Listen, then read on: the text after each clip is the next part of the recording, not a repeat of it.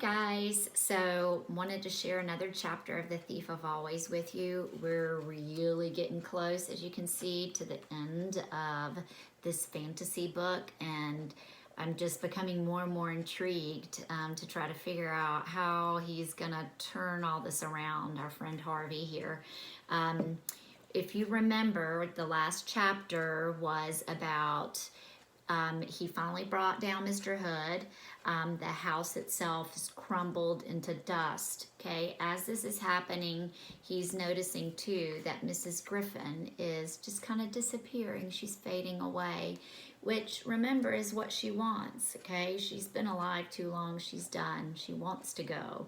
So, which makes some emotions really tough for Harvey. He doesn't quite get that, but that's the way he is, you know, it's the way he's wired. He does care.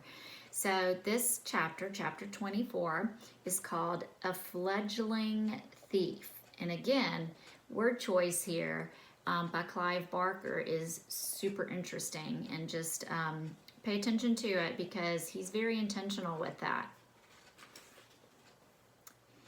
He was not alone for long. Mrs. Griffin and Stu Cat had no sooner vanished from sight than Harvey heard a voice calling his name. The air was still thick with dust, and he had to look hard for the speaker. But after a little time, he found her. Stumbling toward him. Lulu? Who else? She said with a little laugh. The lake's dark water still soaked her from head to foot, but as it ran from her body and into the ground, the last traces of her silver scales went with it. When she opened her arms to him, they were human arms. "You're free," he said, running to her and hugging her hard. "I can't believe you're free." "We're all free," she said, and glanced back toward the lake. An extraordinary sight met his eyes, a procession of laughing children coming toward him through the mist. Those closest to him were all but returned to their human shape, those behind them still shaking off their fishiness step by step. "We should all get out of here," Harvey said, looking toward the wall. "I don't think we'll have any trouble getting through the mist now." One of the children behind Lulu had spotted a box of clothes in the rubble of the house, and announcing his find to the rest, stumbled through the debris to find something to wear. Lulu left Harvey's side to join the search, but not before she'd planted a kiss on his cheek. "Don't expect one from me," said a voice out of the dust. And Wendell stepped into view, beaming from ear to ear. "What did you do, Harvey?" he wanted to know as he surveyed the chaos. "Pull the place down brick by brick?" "Something like that," said Harvey, unable to conceal his pride. There was a roaring sound from the direction of the lake. "What's that?" Harvey wanted to know. "The water's disappearing," Wendell said. "Where to?" Wendell shrugged. "Who cares?" he said. "Maybe it's all being sucked down." Eager to witness this, Harvey walked toward the lake, and through the clouds of dirt in the air, he saw that it had indeed become a whirlpool. Its once placid waters now raging spiral. "What happened to Hood, by the way?" Wendell wanted to know. "He's gone," said Harvey, almost mesmerized by the sight of the vortex. "They've all gone." Even as the words left his lips, a voice said, "Who do you think's talking?" "Not quite." Turned from the waters, and there in the rubble stood Rictus. His fine jacket was torn and his face was white with dust. He looked like a clown, a laughing clown. "Now, why would I take myself off?" he asked.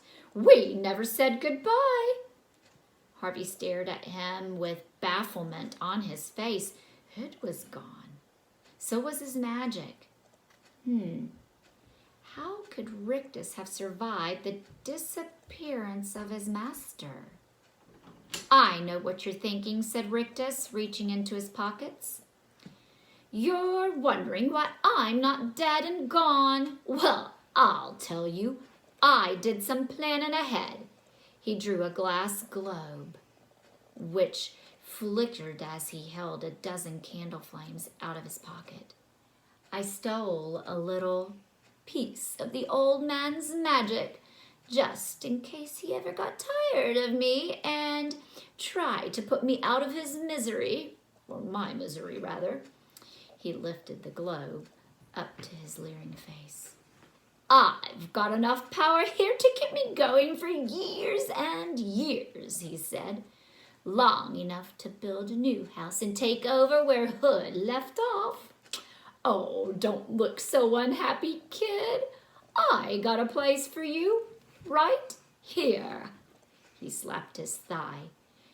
You can be my bird dog. I'll send you out looking for kitty winkies to bring home to Uncle Rictus.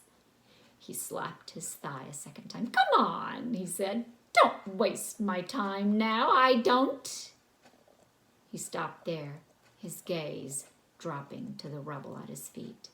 A terrified whisper escaped his throat. Oh, no, he murmured. I beg. Before he could finish his plea, a hand with foot-long fingers reached up from the rubble and snatched hold of his throat, dragging him down into the dirt in one swift motion.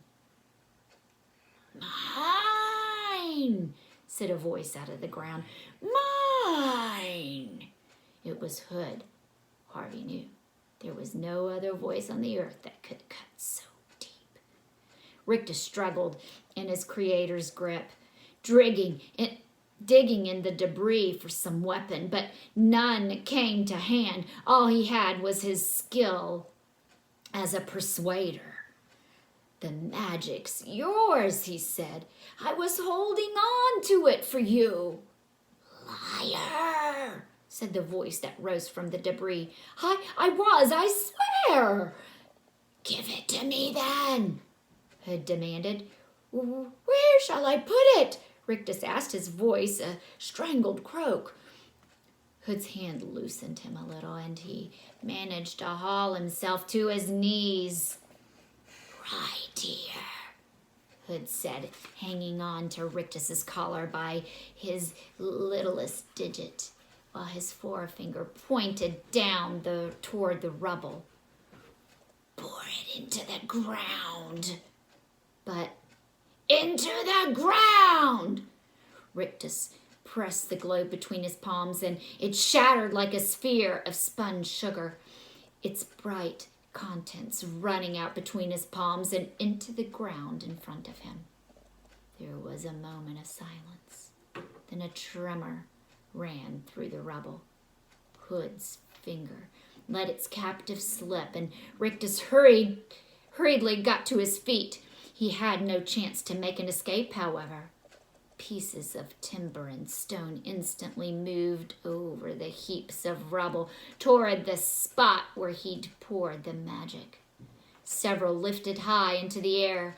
All Rictus could do was cover his head as the hail increased. Harvey was clear of this flying debris and might well have made a retreat in these few moments, but he was wiser than that. If he fled now, he knew his business with Hood would never be finished. It would be like a nightmare he could never quite shake from his head. Whatever happened next, however terrible, it would be better to see it and understand it than to turn his back and have his mind haunt him with imaginings to his dying day. He didn't have to wait long for Hood's next move. The hand holding Rictus's neck suddenly let him go, and in a flash was gone from sight. The following moment, the ground gaped and a form appeared, hunched over as it climbed out of its tomb in the rubble. Rictus let out a cry of horror, but it was short. Before he could retreat one step, the figure reached for him and, turning to face Harvey, held his traitorous servant high. Here, at last, was the evil that had built the holiday house, shaped more or less as a man. He was not made of flesh, blood, and bone, however. He had used the magic Rictus had unwillingly provided to create another body. In the high times of his evil, Hood had been the house. Now, it was the other way around. The house, what was left of it, had become Mr. Hood. Ooh. So, didn't really expect that to happen. I knew Rictus was still somewhere around, but didn't expect that whole thing to kind of take off the way it did just there. So, we will be reading chapter 25 here very soon. So, we're coming to the very end. So, start asking yourself, you know, what you think will happen. How is this going to end? Every time we think the problems are solved, there's something else that happens. So again, with that fantasy, we've gone up and down with those problems, but that helps us create the theme. And stay tuned for more about theme this week as we get into some more lessons, as well as we kind of try to wrap up our text. So have a good day. Talk to you soon. Love you all.